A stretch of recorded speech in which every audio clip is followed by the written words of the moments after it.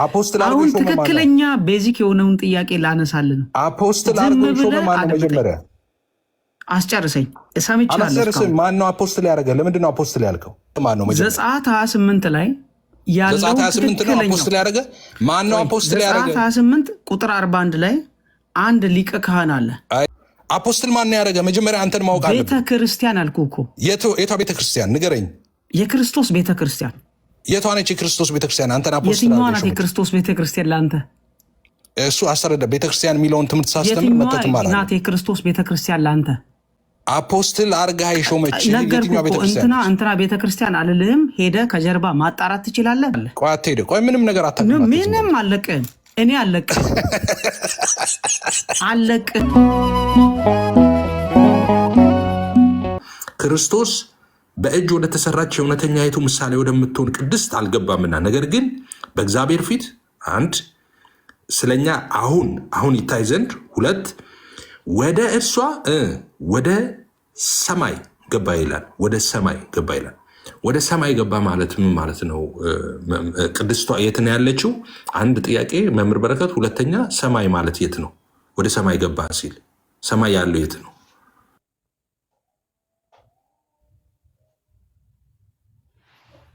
እሺ ኤፍሬም፣ ቅድስት በመጀመሪያ ቤተ መቅደስ ራሱ ክርስቶስ ነው። በወንጌል እንደተናገረው ይህም ቤተ መቅደስ አፍርሱት በሶስተኛውም ቀን አስነሳዋለሁ ብሎ ተናግሯል። እና የብሉይ ኪዳኗ ቤተ መቅደስም የክርስቶስ ምሳሌ ነበረች፣ የስጋዊው ማለት ነው። ስለዚህ ክርስቶስ ባለበት እውነተኛዋ መቅደስ አለች። በመስቀል ላይ መስዋዕት አድርጎ ራሱን ባቀረበበት ሰዓት ያቺ ቅድስት ነች። መስቀል ራሱ ጌታ ራሱን መስዋዕት አድርጎ መሰዊያ አድርጎ ያቀረበባት እሱ በሰውነቱ በስጋው በኩል አይደለም የሚለው ቅዱስ ጳውሎስ፣ በስጋው በኩል ወደ አብ መግባት አለን ይላል። ሰማይ የተባለ ወደ ሰማይ ገባ የሚለውንም ትርጓሜያችን ወደ ገጸ አብ ወደ እዝነ አብ ይላል። በቃ መስዋዕቱ በእግዚአብሔር ፊት ተቀባይነት ሲያገኝ ወደ ሰማይ ገባ የተባለው እሱ በዛ መንገድ ነው። ግን ደግሞ ለእርገቱም ይነገራል። ምክንያቱም እኛ ክርስቶስ ወደ ሰማይ እየገባ በአንድ ፍኖት ብቻ ነው ብለን አናምንም። በፍኖተ መስቀል፣ በፍኖተ እርገት ብለን መስዋዕቱ የቀረበበትን ሰዓት ከመስቀል ጀምረን ስለምንገልጽ በሁለቱም ያስተረጉማል ነው እና አይዘሮር አይደለም እኛ የምንመርጠው ሁለቱንም ነው። ችግሩ የሚሆነው እናንተ ጋር ነው። አሁን አንዱን መምረጥ ስላለባቸው። ኦኬ፣ ስለዚህ እኔ አሁን ትክክል ነኝ ማለት ነው። ደሙን ይዞ ወደ ሰማይ ገብተዋል ስል ወደ አባቱ ገብተዋል ስል ትክክል ነኝ ማለት ነው። እሺ፣ ለመጨመር እዚህ ላይ ይሄ ሊቀ ካህናት የክህነት አገልግሎቱ እንደ ብሉይ ኪዳን ሊቃነ ካህናት ወይም ሊቀ ካህናት ዕለት ዕለት መስዋዕት የሚያቀርብ አይደለም። አንደኛ አንድ ጊዜ ነው የሚለው፣ ለዘላለም ነው የሚለው። ስለዚህ ያ መስዋዕት የተሰዋው መስቀል ላይ ነው፣ አንድ ጊዜ ነው። የቀረበውም መስቀል ላይ ነው፣ አንድ ጊዜ ነው። መስዋዕቱም የሚሰራው ቴምፖራሪ አይደለም፣ ለዘላለም ነው። የካህኑ አገልግሎት መስቀል ላይ የተጠናቀቀና ያለቀ ሆኖ አንድ ጊዜ አልቆ ጨርሶ ሊቀ ካህኑ አሁን በአብ ቀኝ ነው ያለው፣ ተቀምጦ ነው ያለው። አይቆምም ማለት ስራውን መጨረሱን ነው። መቀመጥ የሚለው የሚያሳየው በእግዚአብሔር ዘንድ መቀመጥ መነሳት ለእግዚአብሔር እንደዚህ ያለ ነገር ይነገራል ማለት ሳይሆን በሰው አገላለጽ ስለሆነ የሚገለጠው እግዚአብሔር ይቆማል፣ የሚቀመጥበት የሚቆምበት ቦታ አለው ማለት አይደለም። እግዚአብሔር ሁሉን በሁሉ የሞላ ነው። ግን ተቀመጠ የሚለው የሚያሳየው ካህኑ ስራውን መጨረሱን ነው። አሁን ዳኛ መቀመጥን የሚያሳየው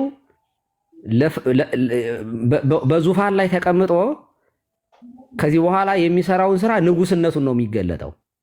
ካህንነቱ ለዘላለም ነው። አዎ እስከ ዓለም ፍጻሜ ይህን ዓለም እስካሳልፈው ድረስ የክህነቱ ስራ አንድ ጊዜ የፈጸመው ስለሆነ ለዘላለም በአንዱ መስዋዕት፣ በአንዱ ክህነት፣ በአንዱ በመስቀል ላይ በፈጸራው በዚያ ሲያድንበት ይኖራል። ግን ኢየሱስ ክርስቶስ ሊቀ ካህናት ብቻ አይደለም፣ ንጉሠ ነገሥትም ስለሆነ በተዋህዶ መንግስትንም ማለት ንግስናንም ክህነትንም ስለሆነ ገንዘቡ ያደረገው አሁን በአብ ቀኝ መቀመጡ የሚያሳየው ዙፋን ላይ መኖሩን ነው የሚያሳየው። ፍርድ ነው የሚያሳየው። ከዚህ በኋላ በዙፋን ላይ ተሰይሞ ንጉሠ ነገሥቱ በእርሱ በኩል ለሚመጡ ሁሉ የዘላለም ሕይወትን ሊሰጣቸው አሁንም እየሰጣቸው ያሉ አሉ። በገነት የሚያኖራቸው አሉ፣ በሲኦልም የሚያኖራቸው አሉ። ከሱ የተነሳ ነው ይሄ የሆነው። ከተቀመጠ በኋላ በሱ በኩል የሚመጡትን በገነት በጊዜያዊነት ያስቀምጣል። በጊዜያዊነት ደግሞ በሲኦል ደግሞ በሱ በኩል የሌሉትን በሃይማኖት የሌሉትን ደግሞ በዚያ ያኖራቸዋል። መጨረሻ ላይ ደግሞ በትንሣኤ ዘጉባኤ በቀኙና በግራው ያቆማቸውና ያው የዘላለም ቅጣትን ይሰጣቸዋል ነው። አሁን ይሄ ሊቀ ካህናት በሰማይ ቆሞ መስዋዕት የሚያቀርብ አይደለም። ስለዚህ መስቀሉ ላይ ነው ያለቀው ነው። አሁን ይሄ የክህነት አገልግሎቱ የተፈጸመ ነው። ያ አሁን ዕለት ዕለት እንኳን እኛ የምናቀርበው መስዋዕት በቅዳሴ ጊዜ የዕለተ ዓርቡን የሚሆን እንጂ ሌላ አዲስ መስዋዕት የምንሰዋ አይደለንም። የምንታረቀው ኦኬ። የግዴታ ለምንድን ነው የሚቀርበው ታዲያ በየጊዜው ከተባለ እኛ ያን የምንመገበው መስዋዕት የምናቀርበው መስዋዕት የምንበላው መና ሰማያዊ መና፣ ምክንያቱም እኛ አሁን እዚህ ዘመን ነዋ ያለ ነው። አሁን ለምንኖረው ወደፊትም ለሚመጡት ሁሉ ያ መስዋዕት ቀራንዮ ላይ ካለው ጋር አንድ ነው። እሱ ደግሞ ያው ሌላ ምስጢረ ቁርባን ስለሆነ በዚህ አይነት መንገድ ነው የምናብራራው። ኤፋ ቴንኪው ስላዳመጥከኝ። ያ ደግሞም ተጨማሪ ይሄንን ያለውን ነገር የሚያብራራ ነገር ቅድም ኤፍሬም የተነሳበት ዕብራውያን 9 ላይ ክርስቶስ በእጅ ወደ ተሰራች የእውነተኛይቱ ምሳሌ ወደምትሆን ቅድስት አልገባምና ነገር ግን በእግዚአብሔር ፊት ስለኛ አሁን ይታይ ዘንድ ወደ እርሷ ወደ ሰማይ ገባ ካለ በኋላ ሊቀ ካህናትም በየዓመቱ የሌለው እንደሚይዘ ወደ ቅድስ እንዲገባ ራሱን ብዙ ጊዜ ሊያቀርብ አልገባም ካለ በኋላ ኢሚዲየትሊ የመስቀሉን ጉዳይ ያነሳል። ምን ይላል? እንዲህስ ቢሆን ዓለም ከተፈጠረ ጀምሮ ብዙ ጊዜ መከራ ሊቀበል ባስፈለገው ነበር ይላል። አሁን ግን በዓለም ፍጻሜ ራሱን በመሰዋት ኃጢአትን ሊሽር አንድ ጊዜ ተገልጧል ይላል። ስለዚህ ወደ ሰማይ መግባት ከመከራው ጋር አንድ ጊዜ ከተቀበለው መከራ ጋር የሚገናኝ እንጂ ከመከራው ተለይቶ በቃ ከመከራው በኋላ ያለው ሂደት ነው በሰማይ የሚፈጸም ብቻ ነው ክህነቱ ማለት። ክህነቱን ከመከራው መለየት አይቻልም፣ መስዋዕቱንም ከመከራው መለየት አይቻልም ከመስቀሉ። እንደዛ ነው። ኤፍሬም ምናልባት ነው እንትን በጣም ኢንሲስት እናደርግ እኔ መምህር ግን እናንተ በፕሮቴስታንት አስተምህሮ ቆይ ያላልኩትን መጀመሪያ ያላልኩትን ያቀረበበት ወደ ሰማይ የገባበት መቼ ነው? በመስቀል ሰዓት ነው? በእርገት ሰዓት ነው የሚለውን ከነገርከን ንገረን። ቪዎች ከሆኑ የተለያዩ ቪዎች ከሆኑ ቪዎች ናቸው ማለት ትችላለህ። ካልነገርከንም ችግር የለም። እሺ ከዛ በፊት ግን ምንድነው እንግዲህ ትንሽ አርጊመንቱ ዞር ያለ ይመስላል። ለምሳሌ አንድ ጊዜ ስለማቅረቡ በተደጋጋሚ መጽሐፍ ቅዱስ እኮ ይናገራል። በቃ ያቀርብም አንዴ ነው ያቀርበው ብለዋል። አንድ ጊዜ ነው ራሱን ያቀርበው፣ ምንም ጥያቄ የለውም። እኛም በየቀኑ ይሰዋል አንልም። ተሰውተዋል፣ አልቋል። ለዓለም ሁሉ ራሱን አሳልፎ ሰጥተዋል። መጽሐፉ እዚህ ጋር አስረግጦ ነው የሚናገረው። ስለዚህ እሱ ምንም አንትን የሚደረግ አልመሰለኝም። ግን ደግሞ አሁን የሊቀ ክህነቱ ስራ እርስዎ አሁንም መጨረሻ ላይ ያሉት የሊቀ ክህነቱ ስራ ሰማይ ከገባ ጀምሮ ነው የጀመረው አይነት አርጊመንትም አስመስለው አቅርበዋል። ነው እንደዛ አይደለም። ኢየሱስ ሊቀ ካህን ነው። በምድርም በነበረ ጊዜ ኃጢአት ይሰሪ ነበረ። ማነው ሄሉ ነበረ እንደውም ኃጢአት ተሰርዮላል እያለ ሁሉ እና ኢየሱስ በምድርም ሲመላለስ ሊቀ ካህን ነው። ሰማይ ከወጣ በኋላ ነው ሊቀ ካህን አይደለም። ሊቀ ክህነቱን እንደውም እነ ቄርሎስም ሲናገሩ ሰው ከመሆኑ ጋር እያይዘው ነው የሚናገሩት እና ሰማይ ቤት ሲገባ ነው ሊቀ ክህነቱ የጀመረው የሚባል እንደዛ አይነት አርጊመንት የለም። አሁን እኛ አርጊው እያደረግን ያለ ነው ደሙን ይዞ ገባ የተባለው የት ነው የሚለውን ነው። ኦኬ አርጊው እያደረግን የነበረው ማለት ነው። ግን ኤፍሬም መነሻችን ላይ ታስታውስ ከሆነ ሊቀ ካህናቱ ወደ ቅድስተ ቅዱሳን ገብቶ አይጸልይም፣ መስዋዕቱን ብቻ ነው የሚያቀርበዋል እና ከዛ ምን አስታወስን ታዲያ? መስቀሉ ክርስቶስ በመስቀል ላይ የጸለያቸው ጸሎቶች ቨርባል ጸሎቶች አሉ። እነሱ የክህነት ጸሎቶች አይደሉም ወይ? መስዋዕቱን እያቀረበስ አይደለም ወይ የጸለያቸው ከሚል ነው የተነሳ ነው። እኔም ምን መለስኩኝ? የዛኔ ልክ እንደዛ ሲሉ አይ ነው እኮ አልኩኝ። እሱንማ ጨረስኩኝ። አይደለም አላልኩም። እኔ ሊቀ ካህን አልነበረም ሲጸልይ መስቀል ላይ አላልኩም። እኔ እሱን ነው አልንና ተስማማንና ጨረስን እኮ። ኢየሱስ ሊቀ ካህን ነው በምድርም ሲመላለስ የነበረው እሱ አይደለም። እኔና አሁን ያከራከረና ስለዚህ ገባኝ ኤፍሬም። በምድር በነበረው በመስቀል ላይ በነበረው ጸልየዋልም መስዋዕትም አቅርበዋል። በሰማይ ግን ጸሎት አያስፈልግም፣ መስዋዕቱ ብቻ መታየቱ ይበቃል ነው አይደል? እንደዛ እኮ ነው የሚለው። ሊታይ ገባ ነው የሚለው ደሙን ይዞ እንደዛ ነው። ለምን በሰማይ የማይጸልየው? መጽሐፍ ቅዱስ ስለሚል ነው። በሰማይ ጸልይም ስለሚል መጽሐፍ ቅዱስ በአንድም ቦታ ላይ በሰማይ ይጸልያል የሚል የለም። በሰማይ ይጸልያል የሚሉ ፕሮቴስታንቶች እኮ አሉ አይደል? ስህተት ናቸው አይደል? በሰማይ ይጸልያል የሚሉ አሉ። እኛ ጋር ገብተው የተከራከሩ ልጆች አሉ። ለምንድን ነው የማይጸልየው? በነገራችን ላይ እኔ ፓስተሮችን ሁሉ አሁን በሰማይ ይጸልያል በሰማይ ይለምናል የሚባል ነገር በሰማይ ይጸልያል ይለምናል የሚባል ነገር እንደዛ ካሉ እንግዲህ ኤፍሬም ቆይ የሚሰብኩ አሉ። በነገራችን ላይ አሉ የሚሰብኩ አሁን ራሱ ያገለግላል ብለው የሚያምኑ የሚሰብኩ ሰዎች ገጥሞኛል። እኔ ነኝ አንዱ ነኝ። ያገለግላልማ እኔ እምላለሁ። ይጸልያል ነው ማልለው እንጂ ያገለግላልማ እላለሁ። ያገለግላል ማለት ምን ማለት ነው? ምን ብሎ ነው የሚያገለግል ይላል ራሱ ቃሉ እኮ እዚሁ ላይ ዕብራውያን እኮ ይላል።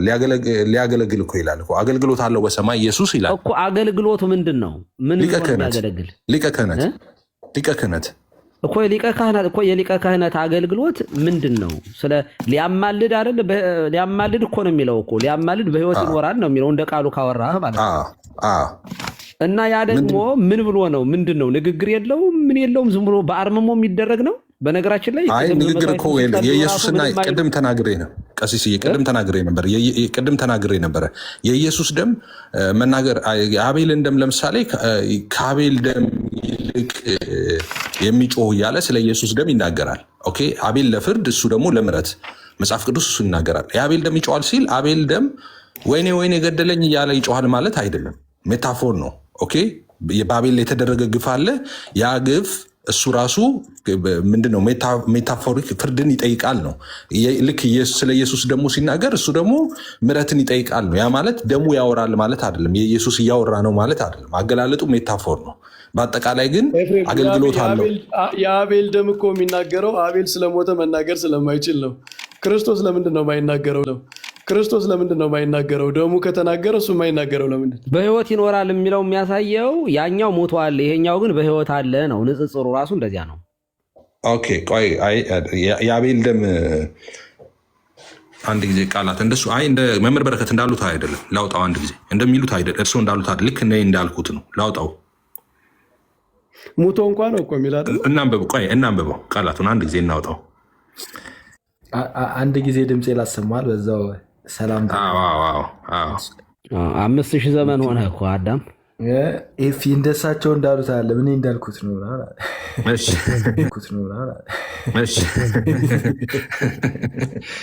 አንድ ሀሳባችንን ላቀርብ እችላለሁ። አንድ ሀሳብ አንድ ጊዜ ከሆነ ማለት ነው። ጥቅስ ላንብብ አንድ ጊዜ 12:24 ዕብራውያን 12:24 እንደዚህ ይላል። ዕብራውያን 12:24 የአዲስ ኪዳን መካከለኛ ወደሚሆን ወደ ኢየሱስ ከአቤልም ደም ይልቅ የሚሻለውን ወደሚናገር ወደ መርጨት ደም ደርሳችኋል ይላል። ምን ይላል? የአዲስ ኪዳን መካከለኛ ወደሚሆን ወደ ኢየሱስ አለና ከአቤል ደም ይልቅ የሚሻለውን ወደሚናገር። ኦኬ፣ የሚሻለውን ይናገራል። የአቤል ደም ይናገራል እያለ ነው። ከአቤል ደም ይልቅ የሚሻለውን ይናገራል እያለ ነው። ስለዚህ ወደዛ ወደ መርጨት ደም ደርሳቸዋል ይላል። አሁን የኢየሱስ ደም እዚህ ጋር ይናገራል ሲል የሚሻል እያለ የሚያነጻጽረው ለምንድን ነው? የአቤል ደም ለፍርድ ነው። ኦኬ፣ የኢየሱስ ደም ግን ለምሕረት ነው። እሱን ነው ወደሚሻል እያለ የሚናገረው ማለት ነው። ያ ማለት ኢየሱስ ደም ያወራል ማለት አይደለም። የኢየሱስ ደም ሰማይ ቤት ሄዶ ደሙ ማራቸው ይላል ማለት አይደለም። ደሙ የፈሰሰበትን ኮዝ እየነገረን ነው። ስለ ሰው ልጆች ሁሉ ኃጢአት፣ ስለኛ ሁሉ ኃጢአትና በደል ደሙ መፍሰሱን፣ በዛ ምክንያት ደግሞ ያ ደም ስለኛ በሰማይ ሆኖ ለምሕረት እንዳልኩት መናገር ማለት ድምፅ አውጥቶ መነጋገር እንደዚህ ሞቼላቸዋለሁ ደሜ ለእነሱ ፈሰዋል ሊዳን ምናምን ድምፁ ያወራል ፈሰዋል ሊዳን ምናምን ድምፁ ያወራል ደሙ ያወራል እያለ አይደለም። የአቤልም አላወራም። ዘማተር ኦፍ ፋክት ደም አያወራም ሲጀመር። ሰው ሜታፎር ነው አገላለጡ። ደሙ ያወራል ግን ሲል ምንድነው የሚሻል ምሕረትን ወደሚጠይቅ ማለት ነው። ኦኬ ፍርድን ሳይሆን ምሕረትን የሚጠይቅ ደም ነው። ለምን ለእኛ መስዋዕት የሆነ ስለሆነ ማለት ነው። የፈሰሰ ደም ስለሆነ አቤል በሞተ ሰዓት ደሙ በፈሰሰ ሰዓት የተፈጸመበት ግፍ የእግዚአብሔርን ጀስቲስ ከእግዚአብሔር ዘንድ እንትን ያደርጋል ይጠይቃል አይደል? እሱ ነው ስለ አቤል ስንነጋገር ማለት ነው። ክርስቶስን በመስቀል ላይ ስለ ሰው ልጆች ያፈሰሰው ደም መከራው የከፈለው ዋጋ ያፈሰሰው ደሙ ከእግዚአብሔር ዘንድ ምሕረት ያሰጣል ነው አይደል? ስለ ክርስቶስ ደግሞ ትክክል።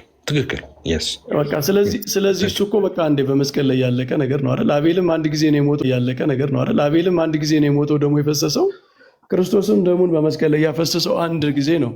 እና የኛ ትርጓሜ በጣም ቤስት ኤክስፕላኔሽን ነው ማለት ነው። ስህተቱ መቼ ይጀምራል መሰለህ? አይደለም የሚለው እንደሱ አይደለም።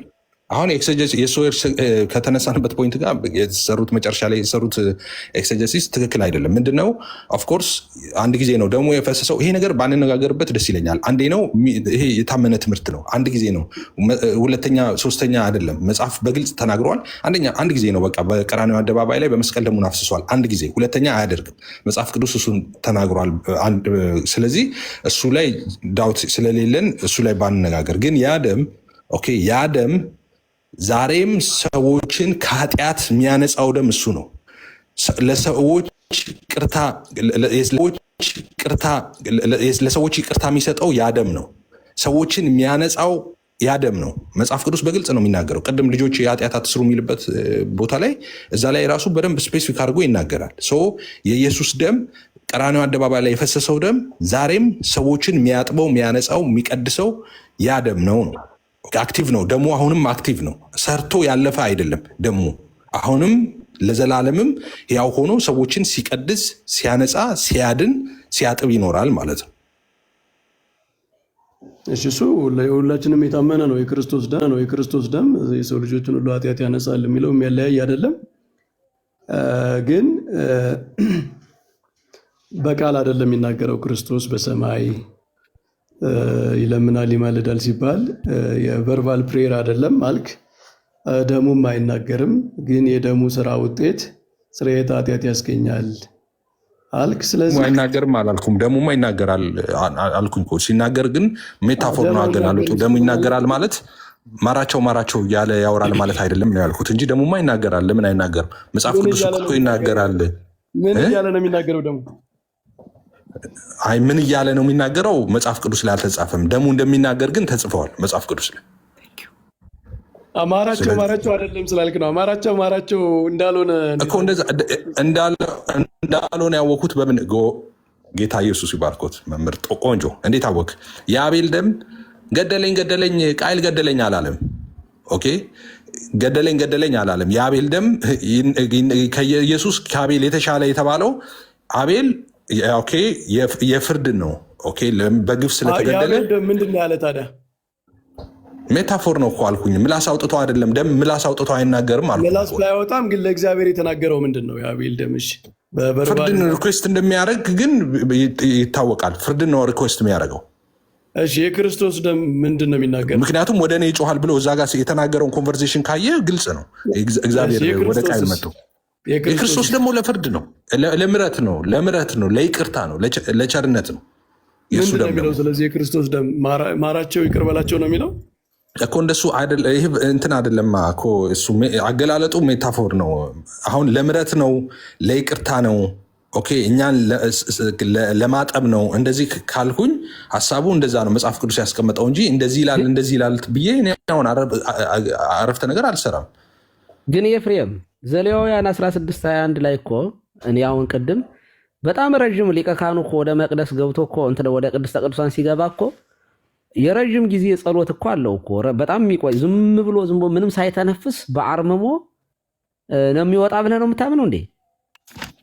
አይ ወደ ቅድስ መስዋዕቱን ለማቅረብ ሲገባ ወደ ቅድስ ከገባ በኋላ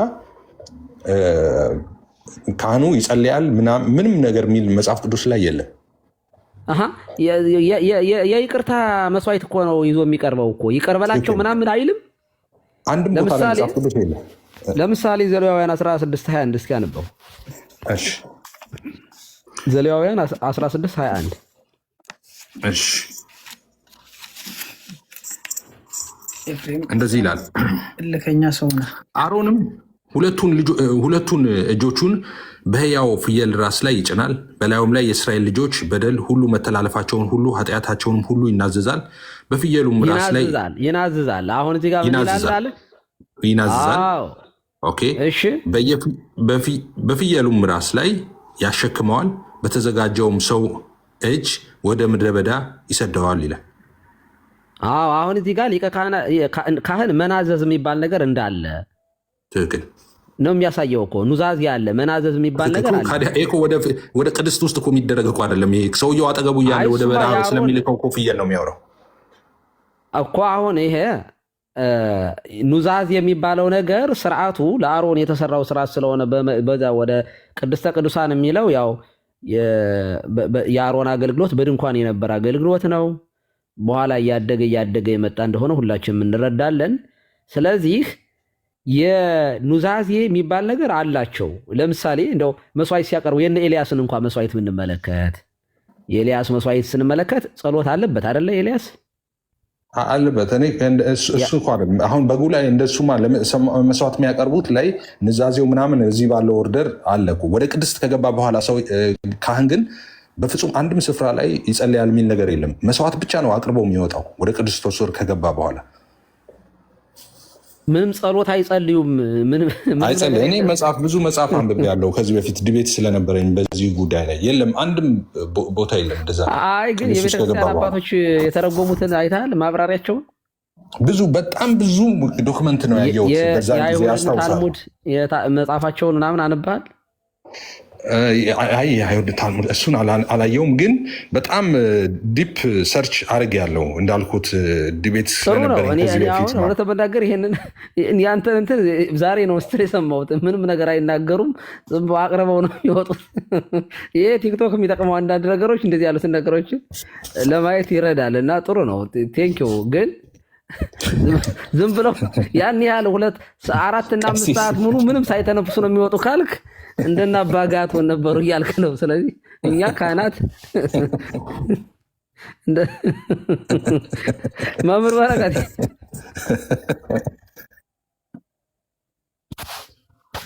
እዚያ ውስጥ ገብቶ እነ ዘካርያስን እኮ እየሳልኩኝ ነበር አሁን በአይምሮዬ ውስጥ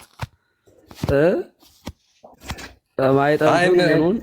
እስቲ መምህር እኔ አሁን እሱን እንትን ልበልና ይህንን እስቲ በደንብ የእናንተን ደግሞ የእናንተን ቤተ እምነት ዶክመንቶች ምናምን እነሱ ላይ እንትን ሆኑና ሌላ ጊዜ በሰፊው እንትን እንልበታለን። እንደሚጸልይና እንደማይጸልይ እውነት ለመናገር መቃብያ ላይ ያለ ባይዘወይ እነሱ ፕሮቴስታንቶቹ ስለማይቀበሉ እኔ መቃብያ ላይ ብቻ ሳይሆን ኢየሱስ ክርስቶስ እኮ ፈጻሚ ሕግ እኮ ነው እንዴ ማለት እሱ ያቀረበው መስዋዕት እኮ የሚያሳየን ያቀረበው ከምልጃና ከጸሎት ከብርቱ እንባ ጋር አይደለም የሚለው እና እሱ እኮ አዲስን ነገር አላደረገም ማለት በብሉይ ኪዳን የነበረውን ሕጉን ፈጸመ። እሱ ወደ ቅድስት ሳይገባ ነው እሱ ቅድስት እኮ አንተ እኮ ሌላ የሆነ እሱማ ካህናት እኮ ሊቀ ካህን እኮ ይጸልያል እኮ ኖርማሊ እኮ በዛ መስዋዕት በሚያቀርብበት ጊዜ በዛ በዓመት አንዴ ወደ ውስጥ በሚገባበት ጊዜ በዛን ጊዜ ነው። አሁን ቅድስት ውስጥ ከገባ በኋላ ነው እንጂ ያለን ስራው ምን ሆነና ነው? ሊቀ ካህን እኮ አይጸልይም እኮ አይደለም ሊቀ ካህን ያለው ወደ ቅድስት ገብቶ ግን ነው ምንለው ወደ ቅድስት ከገባ በኋላ። ለዚያ ነው ቅድስተ ቅዱሳን መስዋዕቱ የቀረበበት መስቀሉ ነው፣ ዙፋኑ ነው። ደብተራ ድንኳን ደብተራ የተባለው መስቀል ነው ብለው አባቶች እኮ የተረጎሙት እኮ ማለት ኢየሱስ ክርስቶስ የሆነ ስውር ካህን አይደለም፣ ሊቀ ካህናት ነው። ዘይቀውሙ ሎሙ ለካህናት በደብተራ ስም ተብሎ በብሉይ ኪዳን እንደነበሩት አይነት አይደለ፣ የሚሻል ከመልከ ጼዴቅ እንደ መልከ ጼዴቅ ያለ ካህን ስለሆነ እና ያንን አገልግሎቱን አሳይቶናል። ቀራንዮ ላይ አይተነዋል። አገልግሎቱን ፈጽሞታል። እንደውም ይሄ አገልግሎቱ የተፈጸመው ቀራንዮ ላይ ነው፣ በመስቀል ላይ ነው የተፈጸመው። የተፈጸመ አገልግሎት፣ የተጠናቀቀ አገልግሎት ግን ለሁል ጊዜ የሚሆን መስዋዕት ማዳን። ቀሲስ ይህን ጥያቄ ልጠይቀውት እስቲ፣ እርስዎም ከፈለጉ መምህር በረከትም ሊመልሱ ይችላሉ። ከፕሮቴስታንቶች በጣም አደገኛ ሄረሲ ነው የምትሉት ምንድን ነው? አሁን እነዚህ ሰዎች የዘላለምን ሕይወት ያሳጣቸዋል ይሄ ነገር የሚሉት አንድ ነገር ጥቀሱ ቢባሉ፣ ዋና ነገር ነው ይሄ ቢባሉ፣ ያው ብዙ ሚሉት ይኖራል፣ ግን ይሄ ዋና ነው ብለው የሚናገሩት አንድ ምረጡ ቢባሉ የትኛው? እኔ አንድ ብናገር ደስ ይለኛል። ሀሳባችንን ኃጢአታቸውን ለማብዛት አቤት አቤት አቤት ሩጫ። በቃ አይ ጥሩ ነው ጥሩ ነው። እኔ ግን ከኔ ልጀምር። እሺ እድል ትሰጡኛላችሁ ወይስ ልውጣ? አዳም አይ በግልጽ ነው የምጠይቃችሁ። በጣም አዳም ቀጥል። እኔ ኢየሱስ ክርስቶስ ራሱ ቢመጣ የሚጠይቃቸው ፒኤስሲ ነው እንጂ ከእኔ ትልቁ እሱ ነው። ፔናልሴልስትሽን ፒኤስሲ አወራው አይደል እንደ ቅድም አዳም ተጨባበጠ ነው አይደል? ቆይም ልጨምርለት። ቆይ ኤፍሬም ጥሩ ጥያቄ ስለሆነ የጠየቀው፣ አንደኛ አሁን ካለው ቶፒክ አንጻር በሰማይ ዝም ብሎ እባክህ ይቅር በላቸው እያለ ይወድቃል ይነሳል የሚለው ያንተ ላይሆን ይችላል፣ ግን የሚሉ በጣም ብዙ ስላሉ ይሄ የሞተ ትምህርት ነው። የለም መጽሐፍ ቅዱሳዊ አይደለም። ሁለተኛ እንደ ጥምቀት ያመነ የተጠመቀ ይድናል ማለት ያመነ የተጠመቀ ይድናል ነው የሚለው። ስለዚህ መች ተጠመቃችሁ? መች ከኃጢአታችሁ ታጠባችሁ? መች ጸጋ መንፈስ ቅዱስን ለበሳችሁ? መች ተወለዳችሁ? በቃ እዛ ላይ እኮ ነው፣ እዚያ ምስጢራት ላይ እኮ ነው የምንለያየው። ስጋው ደግሞ የህይወት ዛፍ ነው ብላችሁ መች በላችሁት? ይሄ ህይወት ነው ብላችሁ። ስለዚህ እኔ እዚያ ሁለቱ ላይ ነው በቃ ቁልፎቹ ነገሮች ያሉት። ሌላው ትንሣኤም ቢሆን ከእንትን በኋላ የሚመጣ ስለሆነ ከምስጢር ከዚህ ከጥምቀት ከዘላለም ህይወት ከስጋው ደግሞ ጋር የተያያዘ ስለሆነ አንድን ክርስቲያን የዘላለም ህይወት ያጣል ብዬ የማስበው እኔ ያልተጠመቀ የእግዚአብሔር ልጅ ያልሆነ ጸጋ መንፈስ ቅዱስ ክርስቶስን ያለበሰ ሰው ደግሞ መልበሱ ብቻውን በቂ ስላልሆነ ማለት ለዘላለም ሕያው ለመሆን ደግሞ ዕፀ ሕይወት ክርስቶስ ስጋውና ደሙ ነው ብለን ነው የምናምነው። በቀራንዮ ላይ የተተከለ ከሰማይ የወረደ ህብስት እሱ ስለሆነ ከሱ የተነሳ ነው ሕያዋን የምንሆነው። ስለዚህ ያንን እዚያ ላይ ነው እንግዲህ ልዩነታችን ብዬ ነው በጣም ዘለን መተን አሁን የምናወራው ብዬ ነው ማምነው። ኤፋ ቴንክ ዩ መጨመር ይቻላል ግን አልተጠመቅም ያሉኝ ነገር አጥምቀናል ግን ንሳ መግባት አለብህ። ለአንተ ከሆነ ንሳ ባለመግባት ወደ ቤተክርስቲያን ባለመመለስ ኢየሱስ እኔ የምጠይቀውን ጥያቄ አንድ የመጀመሪያው ኧረ ቆይ እስኪ ይሄ ልጅ ምንድነው? ይቅርታ ከየት ቤተ እምነት ነው ወንድማችን? እያወራን እኮ ነው። ቀሲስ አንዴ ላውራ። ከየት ቤተ እምነት ነህ? እኔ ፕሮቴስታንት ነኝ። እንዴ እና እኮ ወንድምህ እኮ ኤፋ እኮ ኦርቶዶክስ አይደለም፣ ዲያቆን ኤፍሬም መስሎ ነው። የመጀመሪያው አድምጡኝ። እኔን እንደዚህ ነው ከማለቱት በፊት መጀመሪያ ምክንያታዊ ስለሆንኩኝ ነው። በጣም ሴንሲቲቭ አድርጎኝ በጣም ይቅርታ ቀሲስ በል ሞተሩን አቀዝቅዘ። ቆይ አንዴ ተንፈስ። እንዴ በጣም እኮ ተቆጣ ወንድማችን። በሰላም ነው? እሺ ይኸውልህ ክርስቶስም ረጋ ብሎ የሚያደምጠው አዳምጠኝ። ይኸውልህ እዚህ ውስጥ አደምጣለሁ። አማኑኤል የሚባል አለ። ይኸው ከላይ ከአንተ በፊት የመጣ እዚህ ጋር ኤክሲክስ ነው የሚባል አለ። ከአንተ በፊት የመጣ ነው። አዳም አለ ባለቤቱ። ጸጥ ብሎ የሚያዳምጠው እኔና መምህር በረከት ኦርቶዶክሳውያንን ወክለን፣ ወንድማችን ኤፍሬም ባለ ጊዜ ደግሞ ጊዜውንና ፕሮቴስታንቱን ወክሎ እያወራን ነው። ስለዚህ ኦርቶዶክሳውያን ብቻ የምናወራ ቢሆን ኖሮ ትል ነበረ። ግን ወንድምህ ነው ኤፍሬም፣ አንተን ወክሎ ስለሆነ እያወራ ነው ያልሰጠንህና በጣም ይቅርታ።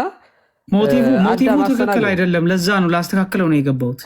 ኤፍሬም እሺ፣ ትክክል አይደለም። እሺ፣ ቀጥል። ኤፋ እንግዲህ ለመጨመቅ ተዘጋጅ። ወንድማችን ቀጥል። እኔ ያለ ሀሳብ ምንድን ነው? እንኳን ደህና መጣህ። ቀጥል። አንሚውት አድርገው። ሚውት ላይ ነህ። ተገላገልንኛ። እንደውም መምህር ለምን መጀመሪያ የክህነትን ሁለንተናዊ ማንነትና መነሻውን ሳያነሳ ሲቀጥል ደግሞ ሁለተኛ ላይ መጥቶ ማለት ነው ሜቢ ማንም ፕሮቴስታንት ነኝ የሆነ ነገር ነኝ እኔ አሁን ታፔላውን አይደለም ህይወቱን ነው የምፈልገው የህይወት ጉዳይ ስለሆነ ማለት ነው የመዳንና ያለመዳን ጉዳይ ስለሆነ ቅርታ ሚዩት አድርገው አዳም ሚዩት አድርገው ወይ አስወርደኝ ዝም ብለህ አፖስትል ብለህ መምጣት በራሱ ስታተስን ያሳው ደግሞ ይጠጣል እንዴ አንተ ተው እንጂ አንተ ተው እነዚህ ይጠጣሉ አፖስትል ምናምን እያሉ እንትን የሚሉት ይጠጣሉ በጣም ይቅርታ አስወርደው አዳም አስወርደው ምህረቱን ያብዛል ምን እያረክ ነው እንትንሽን አዳምጥ እኔ አላዳምጠውም እዚህ ሆኜ አስወርደው እንዴ ቋንቋ በቃ እንትን አድርገው ይቅርታ አድርግና ሶፍት አድርገህ ተናገር አፖስትል ኖ አስወርደው አይ መልሱት እንዴ ምን አይነት ነገር ነው እሱም እኮ ኤክሶ አታርፍም ማለት አላርፍም ኤፍሬም በማርያም እኔ መስማት እፈልጋለሁ ይሄን ልጅ ይደለም ከፈለክ አንተ አትመልስለት እንስማው ተው ማለት በጣም እኔ ኦርቶዶክስ መስሎ የነበር እግዚአብሔር በሚያውቀው እንደው መጀመሪያ ላይ በቃ አፖስትል ኢሞሽንን ዝቅ አድርገህ ይኸውልህ ወንድማችን እኔም ልንገረው እስኪ የምተቸው ነገር ካለ በአስተምሮ ምናምን ተች ያው የጄጅ ማድረግ ምናምን ትተህ ማለት ነው እኔም ልጨምርልህ ለማሳሰቢያ ወንድማችን እኛ አሁን የምናወራው አይተህን ከሆነ ኤፍሬም በጣም ምርጥ ወንድማችን ነው የፕሮቴስታንት ወንድማችን ነው ትልቅ ሰው ነው ማለት ዝም ህፃን ልጅም አይደለም አንድ ጊዜ እኔ ልጠይቀው አንድ ጊዜ ሶሳን ነው ልጠይቀው ቆይ ኤፍሬም ቆይ አንተም ቆይ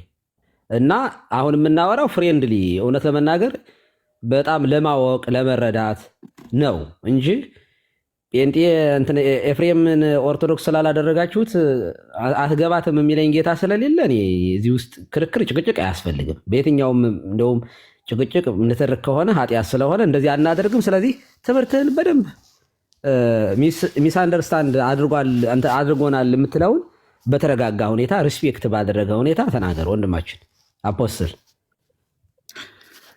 በጣም ይቅርታ ድንገት ካስቀየምኩ ኤፍሬም እንደዛ መባል የለበትም ሲጀምር እንደዚህ አይነት ፐርሰናሊቲ የለንም የመጀመሪያው ነገር ማለት ነው እንደዚህ ተብለን ደግሞ ልንነገርም አይገባንም ታውቀኛለህ እኔን ይቅርታ አድርግልና አዳም ቆይ ሆዶን አዳም አፖስትል ታውቀኛለህ እኔን ቸኝን ነገር መናገር የማልችል ከሆነ ማውረድ ትችላለህ አዳም ለምን ትገባለህ ማውረድ ትችላላችሁ አንተ አፖስትል ብለህ የመጣው አፖስትል ማን ያደረገ እኔ ቤተክርስቲያን ናት የሾመችኝ የትኛዋ ቤተክርስቲያን ተናገር እስከሳክ በኋላ የትኛው ቤተክርስቲያን ነው የምታውቀው እኔ ገና ከ16 ዓመት ጀምሮ አገልጋይ ነኝ ብዙ ቤተክርስቲያን አብያተ ክርስቲያናትን የትኛውን ቤተክርስቲያን ነው የምታውቀው እኔ ንገረኛ አሁን አንተ ወደ እኔ አሁን ይኸውልህ አሁን ትክክለኛ ቤዚክ የሆነውን ጥያቄ ላነሳልህ ነው አፖስትል አድርጎ ሾመ ማነው መጀመሪያ አስጨርሰኝ ሰምቻለሁ ማነው አፖስትል ያደረገ ለምንድን ነው አፖስትል ያልከው የእግዚአብሔርን ቃል የምታውቅ ከሆነ እንዴት አፖስትሎች እንደሚሆኑ ፕሮፌቶች እንዴት ፕሮፌት እንደሚሆኑ የዛኔ ይገባል ስለዚህ እሱን ከኋላ ከጀርባ ማጣራት ትችላለህ ቆንጆ አሁን ልናወራ ነው እኔ አንተ ልናወራ ነው ቆይ አሁን ስለ አፖስትል እኔ አንተ ጋር አይደለም የመጀመሪያው አይዲያክ ላይ ያለውን ልዩነት ላወጣልህ ነው ፈልገው ቆይ ሆዶን ሰከንድ ዝም ብለህ ማውራት አያስፈልግም መጀመሪያ አፖስትል ማን ጊዜው የኔ ነው አፖስትል ያለ ማን ነው በጌታ ፍቅር ጠይቃለሁ አፖስትል ያለ ማን ነው ማውራት ያለብኝን ትክክለኛ ነገር ማውራት ስላለብኝ ነው አንተ ማን ነው አታውራም እዚህ በኛ ስም አታውራም አንተ አፖስትል ያደረገ ማን ነው መጀመሪያ ዘጸአት 28 ላይ ያለው ዘጸአት 28 ነው አፖስትል ያደረገ ማን ነው አፖስትል ያደረገ ዘጸአት 28 ቁጥር 41 ላይ አንድ ሊቀ ካህን አለ አይ ሞዴሬተር አለማኖሬ አዳምዬ አፖስትል ማን ያደረገህ ለምንድን ነው አፖስትል ብለህ የመጣ ከጀርባ ማጣራት ትችላለህ ምን ከጀርባ አንተን ሳጣራ ስራ ፈታ አይደለም የተደበቀ ነገር ስለሌለኝ ማለት ነው እኮ ማን ነው አፖስትል አድርጎ ይሾም ሐሳቤን አትያዘኝ አፖስትል ማን ያደረገ መጀመሪያ አንተን ማወቅ አለብህ ቤተክርስቲያን አልኩህ እኮ የቷ ቤተክርስቲያን ንገረኝ የክርስቶስ ቤተክርስቲያን የቷ ነች የክርስቶስ ቤተክርስቲያን አንተን አፖስትል የትኛዋ ናት የክርስቶስ ቤተክርስቲያን ለአንተ እሱ አሰረደ ቤተክርስቲያን የሚለውን ትምህርት ሳስተምር መተት ማለት ናት የክርስቶስ ቤተክርስቲያን ለአንተ አፖስትል አርጋ የሾመች ነገርኩህ እኮ እንትና ቤተክርስቲያን አልልህም። ሄደ ከጀርባ ማጣራት ትችላለህ። ሙሉ ፐርሰንት ፈቀድኩልህ ላይቭ ገብቼ ማለት ነው። ከዚህ በላይ አልገልጽልህም። አሁን ትክክለኛውን ነገር ላንሳለህ።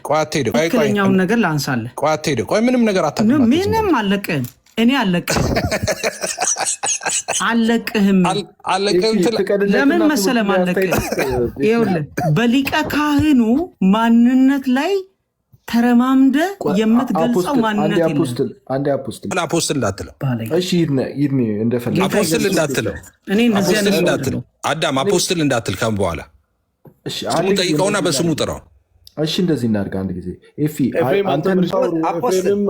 እንድንማማ አንድ ጊዜ እኔ መምህር በረከትን ነው ማውራት እንፈልገው። አንድ ጊዜ ሚዩት አድርገው። አንዴ ኤፍሬም ግድ የለም። አሁን ለመናገር መብቱን አንጣ ሰው በቃ አሁን ስለ ኤፍሬም ማውራት ቀሲስ ይሄንን እሺ ቀሲስ ያወራል። እኔ ልናገርና ያወራል። ይሄንን ልናገር ለምን እንደዛ እንዳልኩት ልናገር እና ከዛ በኋላ እሱ ይናገራል። ስለአንተ እንዲያወራ እኛም አንፈቅድም። ባይዘው ስለ ኤፍሬም እንዲያወራ ሳይሆን ስለሱ ላይ እንዲያወራ እንፍቀድለን። ቀሲስዬ ምንድነው አሁን መምህር በረከትን ነው ስለሱ እንዳታወራ ሶሪ ስለአንተ እንዲያወራ ካልፈልግ ስለሱ ሳታወራ ሀሳብ ብቻ አቅርበህ ዝጋ። እሱም መልስ አንተ ያወራሁ ላይ መልስ እንዳይሰጥ ሀሳብ ላይ ብቻ እንዲሆን አቦ አትንተባተብ። አንተን ራሱ የጠራ የለም። ማን ነው አስታራቂ ያደረገ? አንተ ሚታርግና ተቀመጥ አርፈህ። አንድ ሀሳብ ልስጥ። እኔ መሰዳደብ ምናምን አያስፈልግም። አፖስትልም በቃ አሁን ኤፍሬምን ትተህ ይሄ ነው ትምህርት እኛ በእኛ ፕሮቴስታንት አስተምሮ እንደዚህ ነው የምናስተምረው እንደዚህ የሚለው ስህተት ነው ብለህ ሀሳቡ ላይ ማውራት ትችላለህ። እኔ ወጥቻለሁ ደግሞ ማለት ነው ዊ ሪስፔክት ዩ ቀሲስዬ ቅድምም እኔን ሲወቅሱኝ ነበረ። ምክንያት እናከብረዋለን እና እወርዳለሁ። አፖስትል ማን አድርጎ የሾመው? ዝም ብሎ እኔ እያለሁ እንደዚህ ዝም ብሎ እንትኖች ገብተው አያወሩም። በእኔ ባለሁበት አይደለም። ኤፍሬም ውረድ። ስለ ጌታ የሚናገር በምድረ ሙሉ ሞልቷል። ሁሉ ልናገር ነበር ባለፈው ራሱ ወንድማችን ብራዘር ዴቭ እንደዚያ ብለህ ስወጣ በጣም ቅር ብሎኛል። ትክክል አይደለም ማለት ምንም እንትን ማለት አለብን ማለት አንዳንድ ነገሮችን እኮ ምንም ልንጣላ አይገባም አለ። ሀሳብ ነው፣ ትምህርት ነው የምንነጋገረው። ትልልቅ ሰዎች ነን።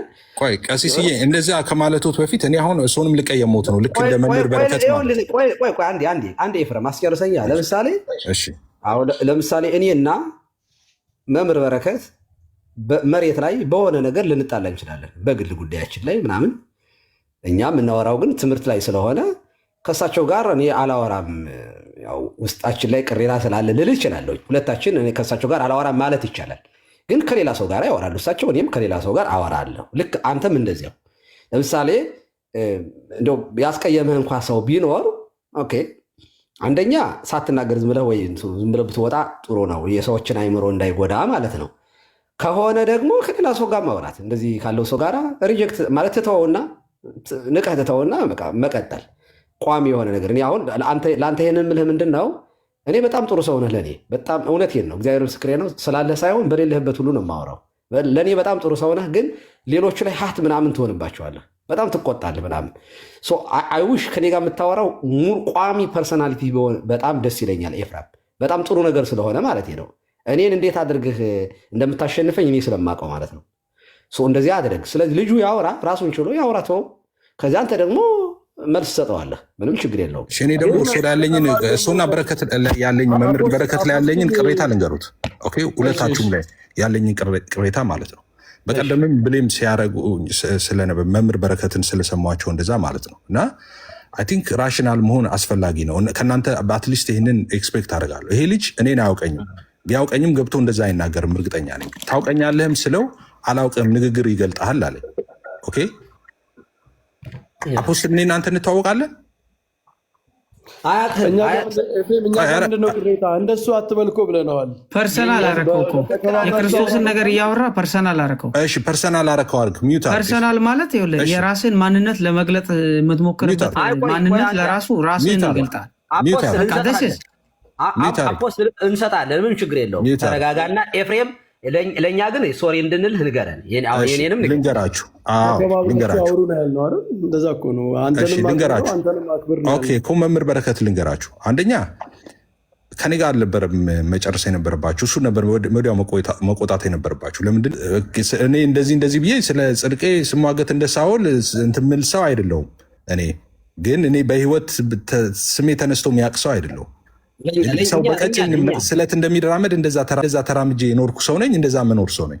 ሳያቀኝ አፉን መክፈት አይችልም። እንደዛ ቆይ ሆዶን ሰከንድ ማያውቀው ሰው ላይ ሲጀመር ህይወቱ ቆይ ላውራ ቀሲስ አሁን ከነፍሴም ብሶት እንዳለ ኢዮብ እንደዛ ነው ማውራው። ስሙኝ አሁን። ስለዚህ ህይወት ብሎ ስሜን ማንሳት የለበትም። ስለማያውቀው ሰው እንደዛ ብሎ ማንሳት የለበትም ስለኔ። ኦኬ። ስለዚህ ምናልባት ምድር ላይ የመጀመሪያውም የመጨረሻውም ሰው ነው። ስለዚህ እኔ ደግሞ ኤፍሬም ይኸውልህ፣ ለምሳሌ ቅድም ያስወረድኩት እኔ ነኝ። በነገራችን ላይ ልናዘዝ ቆይ ምንም በመሀል ጣልቃ ሲገባ የሆነ ጊዜ ወጥቷል ነበረ። እኔ ነኝ ያስወረድኩት። እኔ ደግሞ ኦርቶዶክሳዊ ነበር የመሰለኝ። እግዚአብሔር ምስክሬ ነው። ከልቤ ነው የምነግርህ። ኦርቶዶክሳዊ ሁሉ መስሎኝ ማለት ብቅ ሲል ዝም ብሎ እኛ እያወራን ኢንተራፕት ሲያደርግ እንደ ዲስሪስፔክት ቆጠርኩትና አስወረድኩት። ዝም ብዬ ሞዴሬተር ነኝ እዚህ ቤት አድርጌው አላውቅም። እንደዚህ ያሉት ነገሮች በጣም የባሰ ነገር ከሌለ አላደርግም። አስወረድኩት። ኦርቶዶክሳዊ መስሎኝ ነው ያስወረድኩት። ደግሞ ብታምንም ባታምንም አፖስትል የሚለው ዝም ብሎ ለምሳሌ አፖስቶሊክ አንሰርስ የሚል እኮ የአክሊል እንትን አለ። አፖስቶሊክ ጎስፔል የሚል አለ። የእንትና የማን ነው ወንድማችን ማን ነበር ስሙ? ይሄ የተወደደ ወንድም አለ። አፖስቶሊክ ጎስፔል የሚለው ማን ነው? አዳም ተንፍስ ናቲ ነው። ናቲ። አዎ ልክ ይሄም አፖስትል ብሎ የሆነ ነገር እንደዚያ ገምቼ ነበረ። ኦርቶዶክሳዊ እንደሆነ ነበር የገመትኩት። እግዚአብሔር በሚያውቀው ለዚያ ነው የጠየቁት። እኛ ዝም አላልንም ነው። መጀመሪያ ላይ አስወረድኩት። 2 ጊዜ ሚውት አደረግ 3 ኪሎ ምናምን ሚውት አድርጌዋለሁኝ። አሁንም ቢሆን አንተን እንዲናገር እኛ አንፈቅድም። ኦኬ ትክክል አይደለም። ስለዚህ እኛ ጋር ያለህን ቅሬታ ኤፍሬም አንሳ። መምህር በረከትም እኔ እንዲያውም መምህር በረከትን ራሱ ከኔ የተሻለ ማውራት አለብህ ብዬ ነው የማምነው። ለምን እኔ ቢያንስ ኤፍሬም ያው ሆት ሆናለሁ ሳወራ በተፈጥሮዬ እንትን ነኝ። የሆነ ቆጣ ይላል የኔ ድምፅ ትንሽ ሞቅ ያለ ነው። መምህር በረከት ግን በጣም በተፈጥሯቸው በጣም ረጋ ብለው ስለሚያወሩ ከእሳቸው ጋር ማውራት የማይችል ሰው ከኔ ጋር መግባባት ይችላል ብዬ አላምንም። የዚያን ያህል አክብሮት አለኝ እና ጥሩ ናቸው። ልክ ከፕሮቴስታንቱ ከአንተ ጋር ሳወራ አም ኮምፎርቴብል በጣም ደስተኛ ነኝ። እኛ ልትወቅሰን የምትችል ሰዎች አይደለንም ሁለታችንም። አሁን ወንድማችን እናምጣና ኤፍሬም አንተን ምንም ነገር ሳይጠቅስ ምንም ነገር ሳይል እድል እንስጠው። በቃ ያውራ። እሺ ያው እኔ ደግሞ የራሴ አቋም ስላለኝ ራሱን አፖስትል ብሎ ዲኖሚኔሽኑ የማይታወቅ ሰው ጋር አላወራም። እኔ ቤተክርስቲያን አለኝ፣ ፓስተር አለኝ፣ መጋቢ አለኝ። ምናልባትም እየሰማኝ ነው። እንግዲህ በቃ በአክብሮት ያለ ቅያሜ ምናምን በአክብሮት በቃ ለዛሬ ስለነበረን ጊዜ በጣም እናመሰግናለን ኤፋ። እኛ ላይ ግን ቅሬታ የለህም አይደል? አይ ቅሬታ አለኝ። ዳይት ባለበት ነው ማውራት። አሁን አላወራም። እሱ ላይ ሲኖር እሱ አብሬ አውራታለሁ። አይ ቆይ እደውልልሃለሁ። እንግዲያስ እናወራለን። እደውልልሃለሁ። ሰላም አለልኝ። ሰላም አለ። አሁን ወንድማችን ስለ ትምህርቱ ላይ አውራ። ትምህርቱ ላይ ፐርሰናሊቲ የኤፍሬምን መናገር አትችልም። ትምህርቱን ግን ማውራት ትችላለህ። እዚህ ላይ ስህተት ነው የሚለውን ማውራት ትችላለህ። ረጋ ብለህ አትረዳን። መምህር በረከት አቤት ከዚህ ድምፅ ሲያሰሙ የሚሉት ነገር ያለ መስሎኝ ነው። ካስቀየምኳችሁ ሁላችሁንም በጣም ይቅርታ፣ በጌታ ፍቅር በጣም ይቅርታ ጠይቃለሁ። በጣም ሁላችሁንም ወዳችኋለሁ። ትምህርት ላይ አላስቀየምክም አፖስትል እንዴ? ምንም እኮ ያለው ነገር የለም። ቱ ቢ ሆነስት ምንም ነገር ክፉ ነገር አልተናገርኩም። ከተናገርኩኝ ደግሞ በጣም ይቅርታ፣ በጌታ ፍቅር በጣም ሲሪየስሊ ማለት ነው። ምክንያቱም የጌታን ቃል እያወራን 2 ፐርሰናሊቲ የለንም። የመጀመሪያው ነገር ማለት ነው። ያው ቀሲስም ያውቁታል። ያደግኩት ኦርቶዶክስ ቤተክርስቲያን ቢሆንም ያው ጌታ የለየኝ ፐርሰን ስለሆንኩኝ ነው። ይህንን ደግሞ ከጀርባ ሄዳችሁ አጥኑ የምለው አም ፒውር ፐርሰን ሌላ ነገር ኖሮኝ አይደለም። ነገር ግን አንድ ሊቀ ካህን ስለሚባል ፐርሰናሊቲ ወይንም ደግሞ ስለሚባል ማንነት ስናወራ እና ኢየሱስን ስናመጣ በእነዚህ ኮንዲሽኖች መካከል ምንድን ነው ያለው? አንድ የመጀመሪያው የዘመን ልዩነት አለ። ሁለተኛው የእድሜ ልዩነት አለ። ሶስተኛው የዘላለማዊ ማንነት አለ። እነዚህን ነገሮች አልጠቀሰም። እኔ ትልቁ ጥያቄ ያ ነው። ለምን ኢቨን ብዙዎቹን እድሜ የገደባቸው ነበሩ። ብዙ ሊቀ ካህናት አሉ ነበሩ። ኦኬ፣ እነዛ ለምንድን ነው የተገደቡት? ዘላለማዊ መሆን ስላልቻሉ ነው። ሩቅ አንሂድና ዘጸአት ምዕራፍ 28 ቁጥር 41 እስከ 43 ያለውን ብናይ ኢቭን የልብስ አለባበስ ስርዓት እንኳን ያሳያቸው ፐርሰናል አስፔክት አለ። አንድ ሊቀ ካህን ወይም ደግሞ የክህነት አገልግሎት የሚሰጥ ፐርሰን ሊለብሰው የሚገባው ማንነቱ። ኦኬ፣ እናንተ አሁን በዚህ ዘመን ክርስቶስን ለብሳችኋል የሚለን መጽሐፍ ቅዱስ እኛ ለብሰን የምንመላለሰው ማንነቱን ነው። ኦኬ፣ ያ የለበስነው ማንነት ዛሬም እንደገና ወደ ሌላ አዙረን ብናየው ወይንም ደግሞ በሌላ አንግል ብናየው ትክክለኛ ፐርሰናሊቲው ክርስቶስ ዛሬም ስለኛ እንደሚማልድ የሚያሳይ ነው። አሁን እኔ ጋር መጥቶ ማንም ሰው ክርስቶስ ስለኔ አይማልድም ቢለኝ እውነት ነው፣ ስራው አልቋል። እውነት ነው፣ የፍርድ ጉዳዩ ተፈጽሟል። ነገር ግን ሰው ኃጢአት አቁሟል ወይ ነው ትልቁ ጥያቄ። ፐርስፔክቲቭ እዚህ ጋር ትክክለኛ ፐርሰናሊቲ ማለት ይሄ ትክክለኛ አውዱን ጠብቀን ከሄድን ዛሬም ኃጢአት አለ።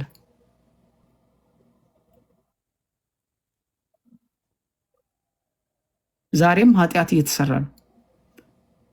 ኦኬ፣ ታዲያ የዚህ ሁሉ ኃጢአት ዋጋው ማን ነው የሚከፍለው ነው? እችን በደንብ ያዙልኝ። ለምን ያልኩበት ምክንያት ስላለኝ። ሁለተኛ ዘሁልቁ ምዕራፍ 8 ቁጥር 23 ወደኋላ ተመለሳችሁ እንድታዩ ስለፈለግኩኝ ነው። እግዚአብሔር ሙሴን እንዲህ አለው፣ ሌዋውያንን የሚመለከተውን ደንብ ይህ ነው። በመገናኛ ድንኳን አገልግሎት ለመሳተፍ 25 ዓመት እና ከዚያ በላይ የሆናቸው ወንዶች ይመጣሉ። ኢቨን ሴሌክቲቭሊ ሲጠራቸው በእድሜ እንኳን ገድቦ ነው የጠራቸው። የሆነ ስታተስ ላይ ሲደርሱ፣ የሆነ ማቹሪቲ ላይ ሲደርሱ፣ የሆነ ፐርሰናሊቲ ላይ ሲደርሱ ነው ያስቀመጣቸው። ኦኬ፣ እነዚህ ፐርሰኖች ቱ ሳም ኤክስቴንት የሆነ ነገርን መረዳት ይችላሉ ማለት ነው።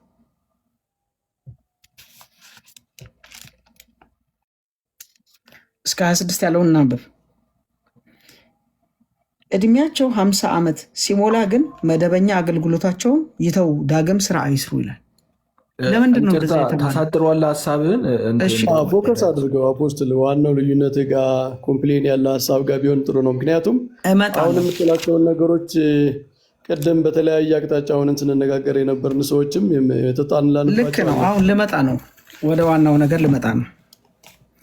ኢየሱስ የመቅደስ አገልግሎት አዲስ ኪዳን መካከለኛ ነው ወይንም ደግሞ የኛ አማላጅ ነው የምንልበት ምክንያት አንድ ሊቀ ካህን ነው፣ ሁለተኛ የመስቀሉን ስራ የሰራልን የጨረሰልን ስራው እንዲያልቅ ያደረገልን፣ ዛሬም ደግሞ መካከለኛ ሆኖ ከአብ ጋር የሚያስታርቀን እርሱ ነው እያልን፣ ይሄ ደግሞ ሌላ ቦታ አይደለም። ዕብራውያን ምዕራፍ 8 ላይ ሙሉ ለሙሉ ቁጭ ብሏል። ይሄንን ለማንም አይደለም ሁሉም ሰው የሚያነበው ነገር ስለሆነ ማለት። ሲቀጥል ሐዋርያት ሥራ ምዕራፍ 4 ቁጥር 21 አካባቢ መሰለኝ መዳን በማንም የለም ልንደንበት የተሰጠን ደግሞ አንድ ስም አለ ነው የሚለው። ከዛ ውጪ ሌላ መጨማመር ለምን ያስፈልጋል? በጣም ሲሪየስሊ የሊቀ ካህኑን ማንነት ባወረደ መልኩ መግለጹ ነው ያናድደኝ። የመጀመሪያው ማውረዱ ስል የመጀመሪያው ነገር ምንድን ነው? ለምንድን ነው ያልኩት? ባይዞ በጣም ይቅርታ አድርጉልኝ። ይሄንን የተናገርኩበት ምክንያት ሊያስረዳ የሚችልበት እውነታ አለው። ሊቀ ካህን እውነታ አለው። ሊቀ ካህን ማለት የሰውን ኃጢአት ይዞ በእግዚአብሔር ፊት የሚቀርብ መካከለኛ ማለት ነው።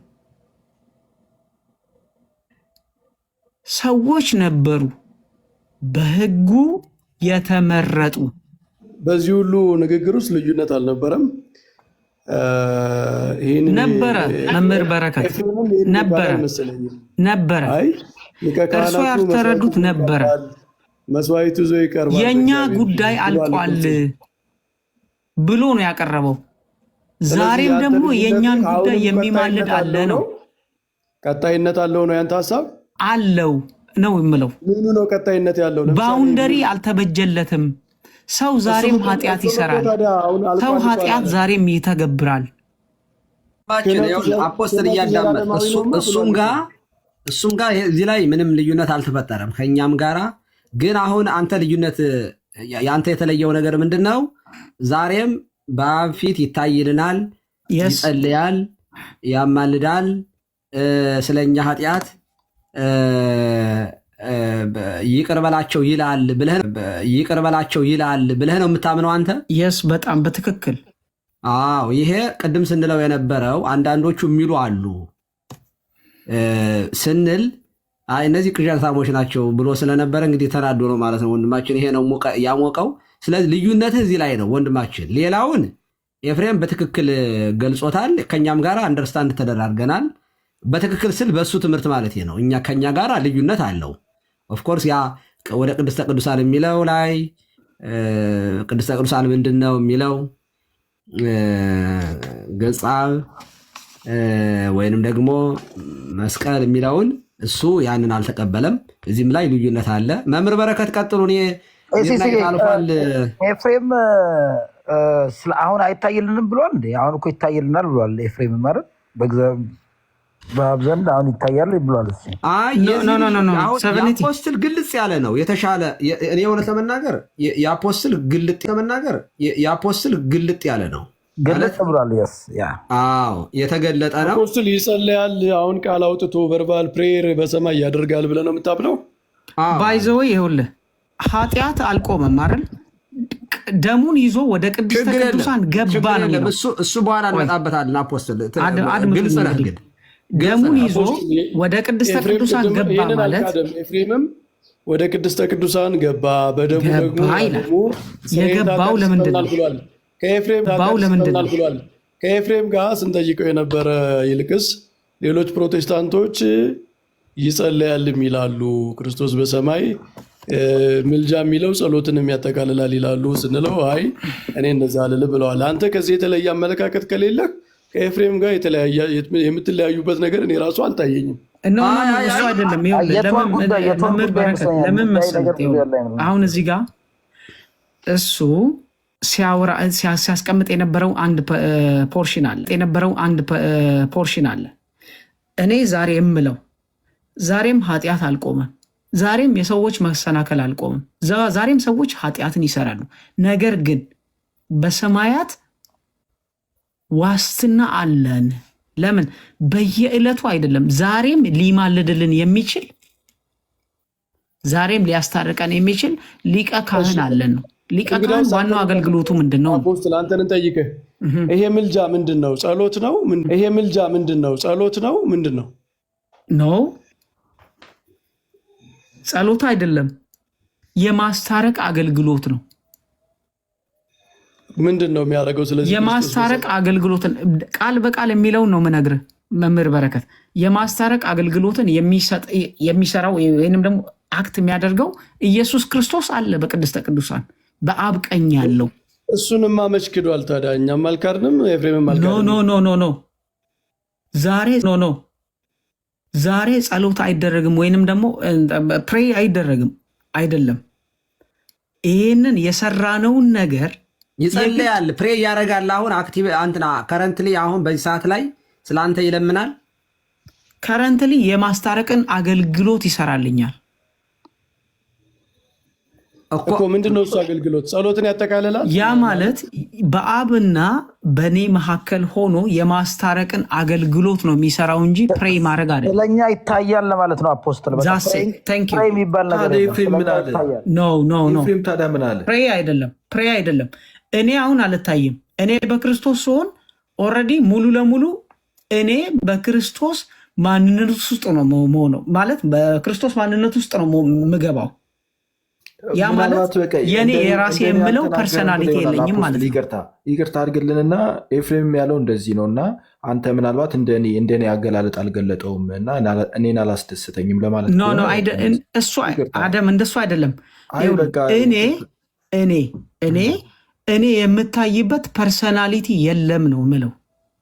ለምን በክርስቶስ ስሆን ቆይ በክርስቶስ ስሆን የኔ ፐርሰናሊቲ ሙሉ ለሙሉ 100% የኔ አይሆንም። እኔ ኦልሬዲ ዴድ ነኝ። ያ ፐርሰናሊቲ ሳይሆን የክርስቶስ ፐርሰናሊቲ ሳይሆን የክርስቶስ ፐርሰናሊቲ ግን ይታያል። ለምን አብ ሊያየን የሚፈልገው በክርስቶስ መልክ ነው፣ በክርስቶስ ማንነት ነው፣ በክርስቶስ ህይወት ውስጥ ነው። እሺ ቆይ አፖስትል ከኤፍሬም ጋር በቃ ልዩነት የላቸውም፣ ግን አንተን እንጠይቅህ በረከት፣ የአንተ ፐርሶናሊቲ ለምንድን ነው የማይታየው? በደንብ አፖስትል የገለጸው በትክክለኛ አቅሎታል ነው እያለ ያለው መሰለኝ። የኤፍሬም አቅሎታል ዊክ የሆነ አገላለጽ ነው እያለ ነው። በቃ ኤፍሬም በደንብ ጠበቅ አድርገህ ተናገር። በስህተት ሳይሆን ያገላለጽ ጉዳይ ነው ተብለሃል። ስንት ነው ሪኮሜንዴሽን? ጠበቅ አድርገህ ተናገር። ደስ ይላል። አፖስትል አሁን እያለ ያለው በዚህ ሰዓት ይጸልይልናል እያለ ነው ያለው። አፖስትል ኢየሱስ አሁን በዚህ ሰዓት ይጸልያል። አፖስትል እኮ ስለኛ የሚማልድ የሚለውን ልድልን ማለት መማለድ ማለት ምን ማለት ነው? የማስታረቅ አገልግሎት ነው። የመካከለኝነት አሁን በዚህ ሰዓት ይለምናል። ቆይ አድምጠኝ። እንግዲህ አሁን ሰው ኃጢአት እየሰራ አይደለም? ሰው ኃጢአት እየሰራ ነው። ስለዚህ ኃጢአት ስለሚሰራ ኢየሱስ አሁንም የእግዚአብሔር ይቅርታ ተቋርጧል? አልተቋረጠም፣ ደሙ ትኩስ ነው። ኦኬ ሉቃስ 15 ላይ ልጁ አጠፋ፣ አባቱን ካደ፣ ጥሎ ወጣ አይደል እንዴ? ምንድነው እያልክ ያለው? ወይ አድምጠኛ።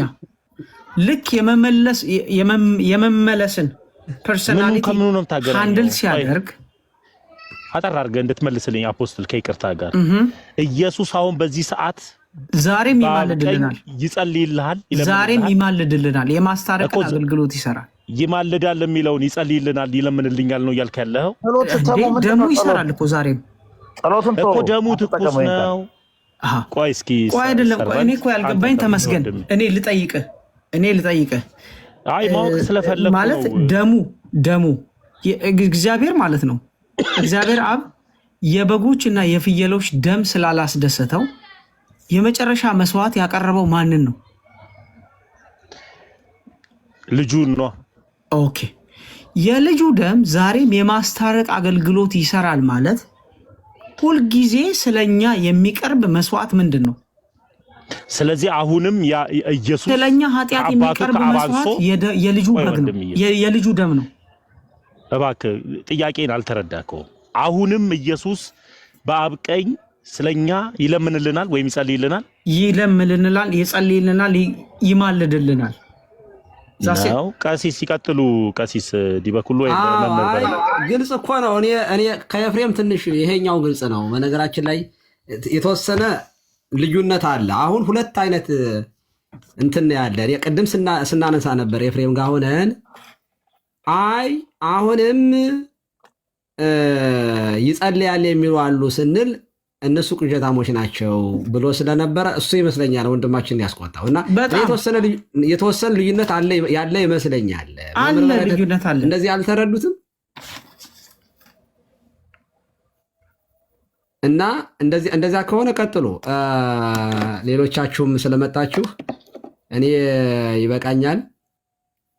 ኢዮብ ሰላም ላንተ ይሁን። እንኳን መጣ፣ እንኳን ደህና መጣ። ቀሲስ ይፍቱኝ ይባርኩኝ፣ እንዴት አሉ? ሰላም ብያለሁላችሁ ነው። እግዚአብሔር ይፍታ፣ እግዚአብሔር ይባርክ። እንኳን ደህና መጣ። ተሻለህ? አሚን አሚን። አዎ ደህና ነኝ ቀሲ። በደንብ አገገምክ? አዎ። ልጁን መልሱት። ልጁን እንዴ ማን ያስወረደው? የሆነ ሰው አስወጣው። ሪኩዌስት አድርግና ኧረ ፕሊስ ተውት፣ እንዴ ተውት። ባለፈው ስለ መዳን እያወራን ነበር። ጥሩ ጊዜ ነበረን። እንዴት ኖት? ደህና ነኝ። ሰላም ሰላም ላንተ ይሆን። ትቀጥላላችሁ ከነዮብ ጋራ። ግን ልጁ ለምን ወጣ? አይ ቦልከውታል ይመስለኛል። ግን ትክክል አይደለም። አይ ፕሊስ ቼክ አድርገው። ሐዋርያን ያክል ሀሳቡ ግልጽ አይደለም፣ ኮንሲስተንት አይደለም። ለእኔ ደግሞ ግልጽ ሆኖልኛል መምህር። የመጸለይ ያለ መጸለይ ጉዳይ ከሆነ ልዩነቱ እኮ የታወቀ እኮ መጸለዩ እኮ ነው። መጸለዩ አሁንም ይቅር በላቸው እያለ በፊት ይቆማል ይጸልያል እኮ ነው። ልክ ቀራኒዮ ላይ ያደረገው እንደነበረው አሁንም ከረንትሊ ያንን ኤክሰርሳይዝ ያደርጋል ነው እኮ። ቄሴ ጸሎት ሳይሆን ያ ይታያል ነው። አይ እና ጸሎት እኮ አይደለም እንደዚህ አይደለም። ይጸልያል ብሏል እንዴ? አዳም ፍታው ልጁን ፈልገውና አፖስትል ማን ነበረ? ይርዳው ነው ይገለጡ ነው። ከሞዴሬተርም አስተካከል። ድንገት ከቦለኩት አይ ቦልከውት ነው የሚመስለኝ እንጂ ማንም አልቦለም። ቀሲስ ልጁ ግልጽ ነው የተናገረው እኮ ይለምናል ይጸልያልም አለ። ስለዚህ አሁን ምንድነው ከአባቱ ከአብ አንሶ እየጠየቀልን ነው። ይታይልናል ሳይሆን ይለምንልናል ይጸልይልናል ነው ያለው። ሰርቨንት ነው አሁን ይታይልናል ያልከው። ተሜ አንሶ አላለም። ተሙ እሺ እንግዲህ ስላዳመጣችሁ የመምህር በረከትን ፕሮፋይል ፎሎ አድርጓቸው። ያኛው መግባት አልቻሉም በዚያኛው እና ይሄንን ስሩ። ተክተናል። ዮም መጥቷል። አገግሞ አሞት ነበረ ትንሽ የተወለወለ ቅቤ ቅል መስሎ ነው የመጣው። አሁን ማንም አይችለውም። በአዲስ ኃይል በአዲስ መንፈስ እሳት ለብሶ እሳት ጎርሶ መጥቷል። መልካም አገልግሎት ይሆንልህ። መልካም አዲስ ዓመት ይሆንላችሁ። እኔ ልተኛ አይደል አዳም አባታችን። እሺ ቀስዬ ሰላም ሁኑልኝ። ዮባ እንኳን ደህና መጣ ወንድም አለ። አሚን አሚን። እንኳን ደህና ቆያችሁ። አይ ቲንክ ልጁ ዝም ብሎ መስሎኝ ነው። ሰላም ብያለሁ ሁላችሁንም ተሜ የመጣችሁትን። አሁን ሰላም መምህር በረከት እንዴት አሉ? እግዚአብሔር ይመስገን። ሰላም ብያለሁ።